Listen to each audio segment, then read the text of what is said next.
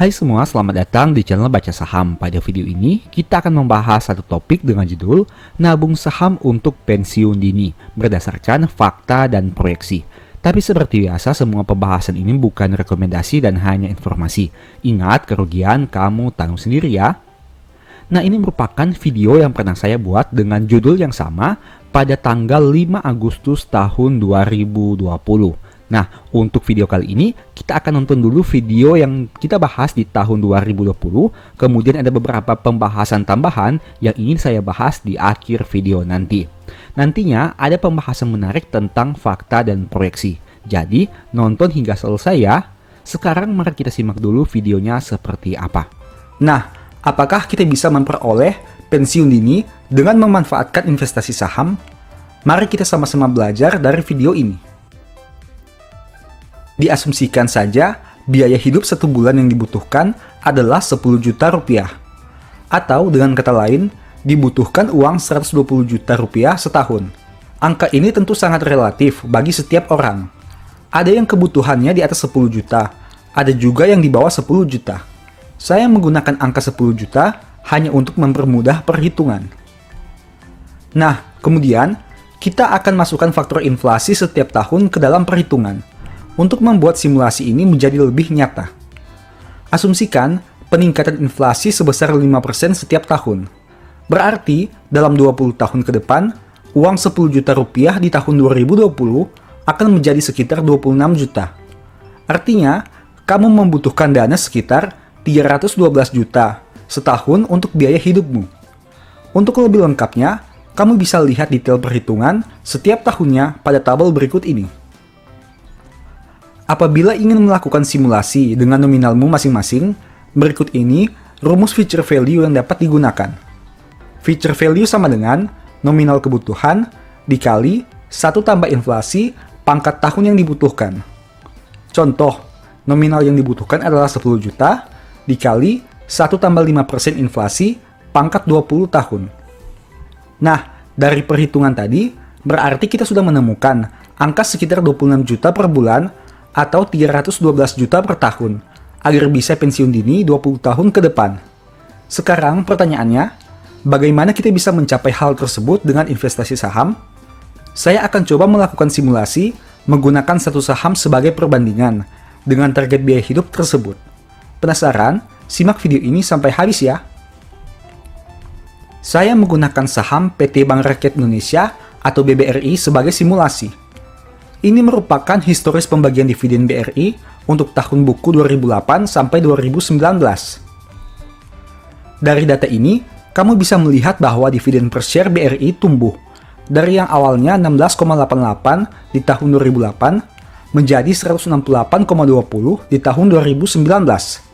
Kamu juga bisa menemukan growth dividen tertinggi saham ini ada di angka 110,88% pada tahun 2011. Namun, mempunyai minus growth sebanyak minus 21,76% di tahun 2009. Dengan data ini, saya putuskan mengambil angka 20% untuk simulasi growth dividen 20 tahun ke depan. Kenapa? Jika kamu melakukan simulasi growth 20% untuk dividen per share tahun 2008 dengan nominal 16,88, angka simulasi di tahun 2019 hanya akan menjadi Rp125,43. Sedangkan, dividen per share yang sebenarnya dibagikan berjumlah 168,20 di tahun 2019. Itu berarti data growth yang kita gunakan cukup konservatif dan cenderung lebih akurat untuk diproyeksikan pada simulasi 20 tahun ke depan. Sekarang, mari kita simak seperti apa simulasinya. Ini merupakan simulasi data dividen per share BRI yang saya hitung. Dari data ini, dapat kita temukan bahwa di tahun ke-20, dividen per share BRI akan berjumlah 6.448,38 per lembar. Angka ini tentu hanya merupakan simulasi dan bergantung pada besarnya growth yang digunakan. Dalam hal ini saya memakai angka 20%. Namun, jika melihat historical data yang ada, saya optimis bahwa simulasi yang digunakan ini cukup akurat. Karena kita menggunakan persentase yang lebih kecil dari growth sebenarnya untuk rentang waktu tahun 2008 sampai 2019. Tapi, tetap saja selalu disclaimer on ya, data di masa lalu tidak menjadi jaminan terjadi pengulangan di masa depan. Nah, selanjutnya kita akan menghitung berapa banyak lembar saham yang dibutuhkan untuk memperoleh dividen yang cukup membiayai kebutuhan hidup. Tadi kita sudah menghitung biaya hidup yang dibutuhkan sekitar 312 juta setiap tahun, di mana sudah memasukkan faktor inflasi juga. Jika mengkaitkan dengan simulasi yang ada, itu artinya kamu membutuhkan sekitar 48.384 lembar saham BRI untuk bisa pensiun dengan tenang. Angka tersebut diperoleh dengan perhitungan kebutuhan tahunan sekitar 312 juta dibagi proyeksi dividen per lembar sebanyak 6.448,38. Setelah mendapatkan jumlah lembarnya, hal paling penting di sini adalah berapa banyak dana yang kita butuhkan untuk mencapai 48.384 lembar tersebut. Apabila menggunakan harga saham BBRI sebesar 3.000, itu berarti kamu harus menyediakan dana sebanyak 145.152.000 saat ini untuk mencapai target hidup bulanan 312 juta 20 tahun ke depan. Angka tersebut diperoleh dengan perhitungan harga saham dikali jumlah lembar saham yang dibutuhkan. Dalam hal ini, 3.000 dikali 48.384 lembar. Jika kamu mengamati perhitungan di atas, angka 145 juta itu terlihat cukup realistis untuk dicapai. Bahkan, pada kondisi saat ini saja, sebenarnya banyak di antara kita yang sudah bisa mencapainya, termasuk saya pribadi. Pertanyaannya, kenapa angka itu terlihat kecil? Apakah terdapat salah perhitungan? Awalnya saya juga mengira terdapat salah hitung yang menyebabkan angkanya begitu kecil. Namun, setelah menganalisa lebih jauh lagi, diperoleh beberapa alasan berikut ini. Poin pertama, growth dividen per tahun sebesar 20% mengalahkan growth inflasi sebanyak 5%, yang artinya terdapat selisih 15%.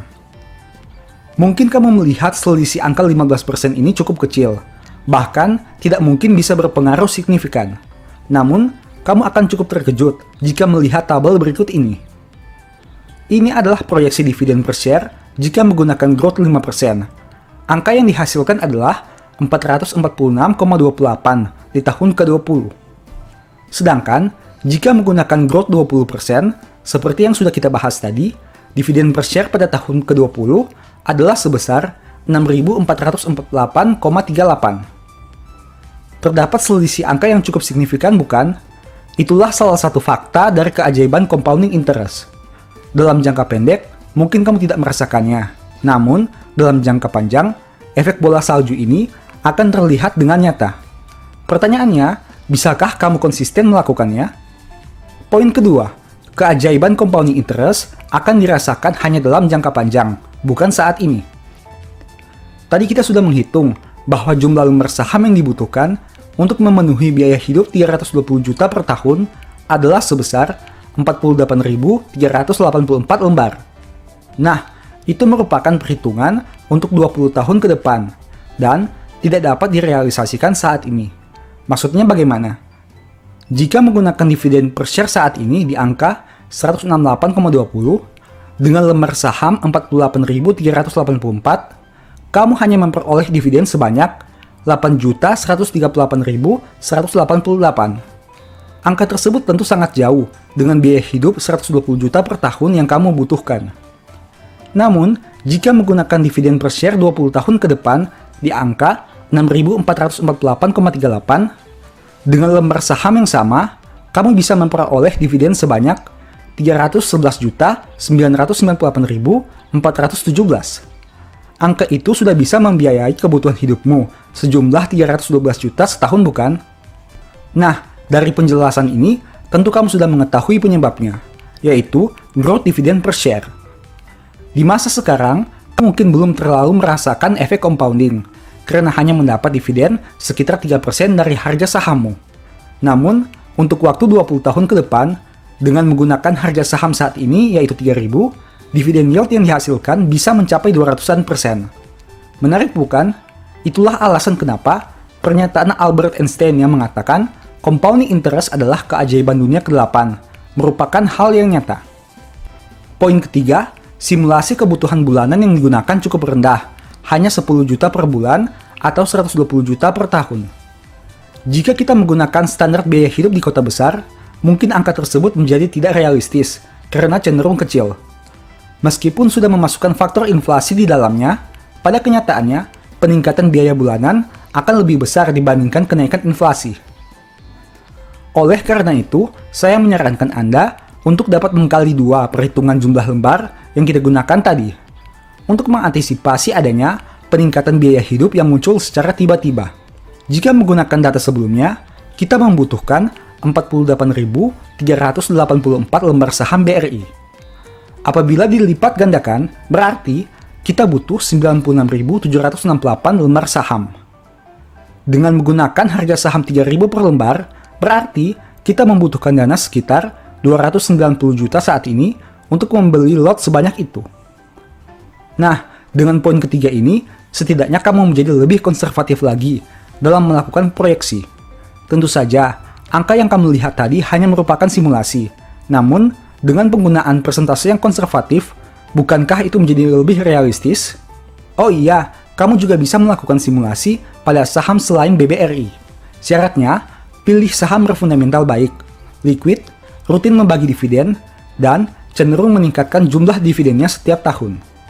Tujuan dari video ini adalah sebagai motivasi bagi kita semua, bahwa investasi saham jangka panjang cukup membantu dalam menjamin kehidupan yang lebih tenang. Pertanyaannya, maukah kamu konsisten dan sabar melakukannya?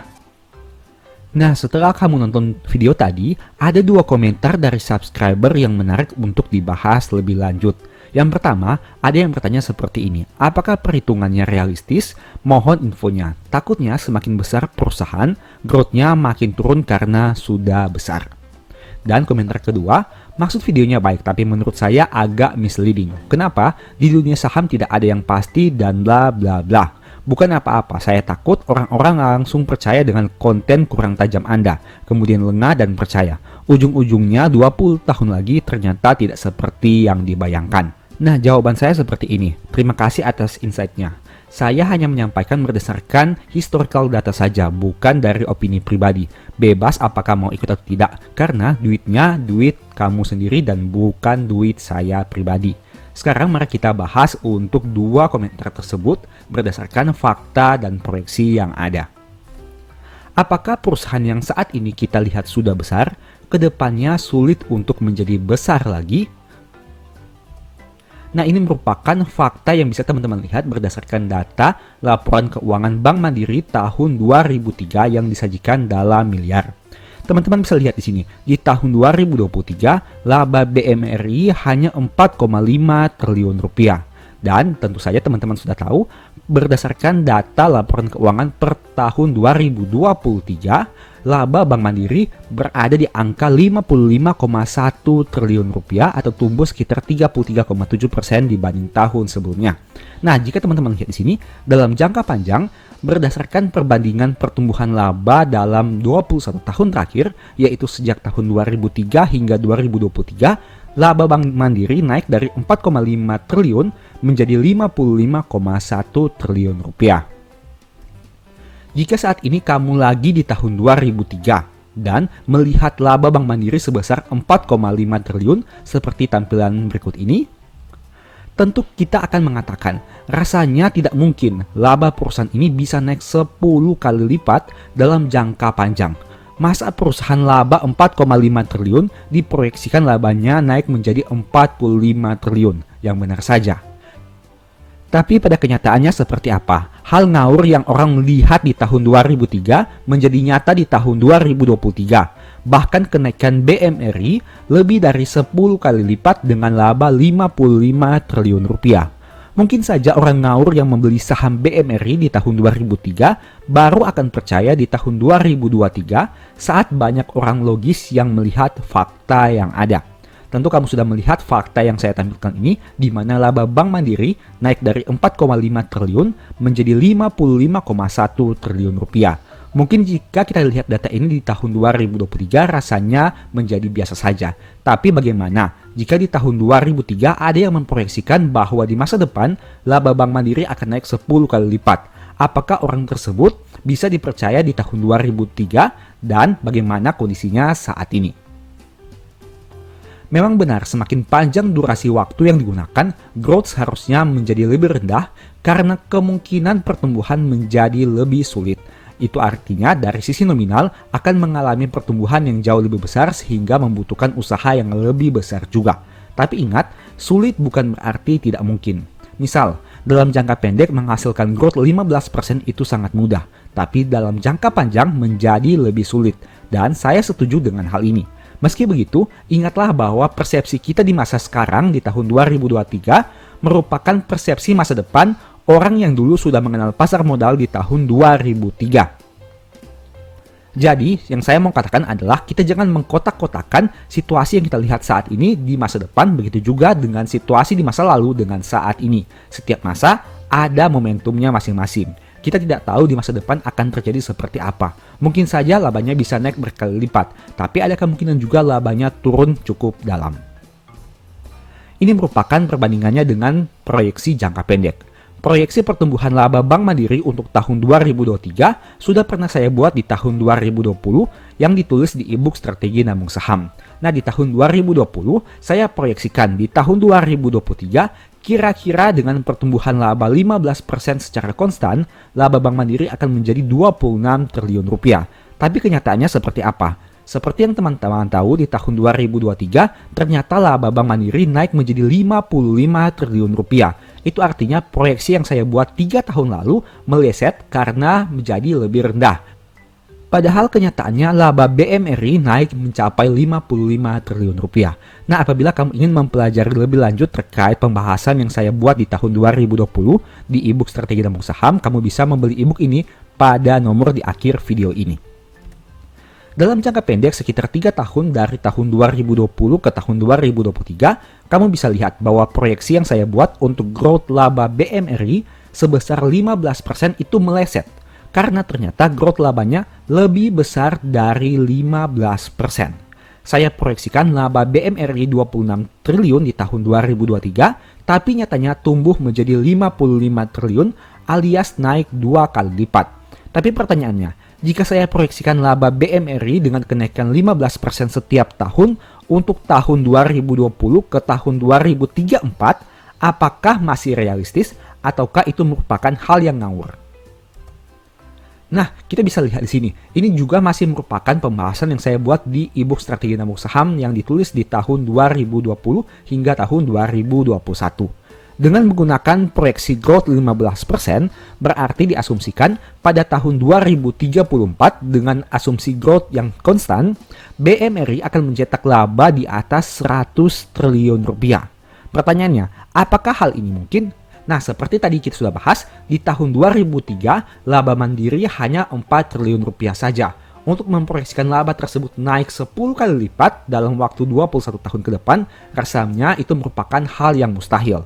Sama seperti kondisi pada hari ini di tahun 2023. Apakah dengan laba 55 triliun, kita bisa percaya bahwa dalam beberapa waktu ke depan, laba Mandiri ini akan naik 1 kali lipat sehingga menjadi 100 triliun rupiah?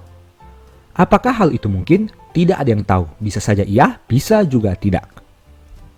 Sekarang mari kita simak perbandingan simulasi growth konstan dan realita yang terjadi untuk laba BMRI dalam 21 tahun terakhir. Nah, ini merupakan proyeksi yang kita buat. Misalnya, kita berada di tahun 2003 dengan laba 4,5 triliun. Jika kita menggunakan growth konstan sebesar 15% setiap tahunnya, maka di tahun 2023, proyeksi laba BMRI akan menjadi 74,9 triliun rupiah. Bagaimana realitanya? Dengan laba realita di tahun 2023 sekitar 50-an triliun, itu artinya sebenarnya growth laba BMRI hanya sebesar 13,2% apabila kita tarik mundur sejak tahun 2003 sampai tahun 2023. Nah, itu artinya terdapat selisih dengan nominal yang tidak terlalu besar. Dalam jangka panjang, 21 tahun misalnya, growth Mandiri memang tidak 15%, tapi hanya sekitar 13,2% saja. Meskipun begitu, selisih growth proyeksi dan realita sebenarnya tidak berbeda terlalu jauh. Tapi kembali lagi, kamu ada di posisi mana saat melihat ini? Apakah di masa sekarang atau di masa lalu? Jika kamu melihat di masa lalu, mungkin akan terasa sangat mustahil untuk mengalami peningkatan laba yang sangat signifikan. Tapi apabila kamu melihat hal ini di masa sekarang, mungkin kamu melihat untuk proyeksi dalam waktu 21 tahun yang lalu rasanya menjadi masuk akal. Itu merupakan perbedaan persepsi dari sudut pandang kamu melihat hal ini. Kesimpulannya, yang pertama, dividen yang dibagi berasal dari laba. Jadi, jika berharap dividen lebih besar atau bisa dividen investing, berarti kamu harus berharap perusahaan hasilkan laba lebih banyak. Kedua, pertumbuhan laba memang tidak konstan setiap tahun. Tapi apabila kita mengambil data berdasarkan historical, proyeksinya menjadi sedikit akurat. Yang ketiga, jika saat ini kita melihat laba perusahaan besar 21 tahun yang lalu, kita akan mengatakan laba tersebut kecil. Tapi mereka yang hidup 21 tahun yang lalu dan mendengar proyeksi laba 21 tahun ke depan akan banyak yang berpikir hal itu tidak masuk akal. Dan yang keempat, tidak ada yang bisa menebak masa depan. Yang bisa kita lakukan hanya proyeksi. Apakah proyeksi itu tepat? Tidak ada yang tahu. Bisa iya, bisa juga tidak. Pasar modal penuh dengan ketidakpastian. Jangan pernah percaya 100% kepada siapapun termasuk kepada saya. Proyeksi yang saya buat bisa benar tapi bisa juga salah. Kalau kamu ikuti silakan, kalau tidak juga tidak apa-apa. Karena kamu beli saham dengan uang kamu sendiri. Kalau profit nikmati sendiri, kalau rugi juga kamu tanggung sendiri. Setidaknya dengan video ini kamu punya sedikit referensi untuk cara berpikir dalam jangka panjang. Jangan hanya lihat donat dari lubangnya, tapi lihat donat dari rotinya. Meski begitu, ingatlah bahwa laba perusahaan tidak selalu tumbuh dan bisa saja terjadi penurunan. Jadi kalau kamu siap untuk pertumbuhan laba, kamu juga harus siap jika laba perusahaan berkurang. Oleh karena itu, selalu kenali risikomu dulu sebelum membeli saham. Di video ini kita hanya fokus bahas soal laba dan dividen serta tidak bahas capital gain. Apabila kamu mau masukkan unsur capital gain, coba bisa buat simulasimu sendiri. Mungkin hasilnya akan lebih luar biasa. Semangat untuk terus belajar. Tidak ada orang yang terlalu pintar dan tidak ada orang yang terlalu bodoh. Jangan menyerah. Selagi berusaha, pasti ada jalan. Sebagai informasi, kalau kamu mau mempelajari berbagai teknik tentang stock for living, baik dalam bentuk dividen maupun capital gain, mungkin ebook ini bisa menjadi referensi. Untuk pembeliannya, silahkan chat pada nomor WA di akhir video. Demikianlah pembahasan singkat pada video ini. Selalu ingat bahwa semua saham yang disebutkan bukan rekomendasi dan hanya informasi. Segala risiko kerugian menjadi tanggung jawab kamu sendiri. Di video berikutnya ingin dibahas materi apa lagi? Tulis di kolom komentar ya. Sebagai informasi, channel YouTube Baca Saham sekarang ada dua. Yang pertama Baca Saham dan Baca Saham dari nol. Berikut ini beberapa list ebook Baca Saham. Pertama, Stock for Living. Kedua, Strategi Nabung Saham. Ketiga, The Stock Market. Dan yang keempat, Cara Cepat Analisa Laporan Keuangan. Apabila tertarik, chat saja pada nomor WA yang ada. Sekian video ini, semoga bermanfaat. Thank you.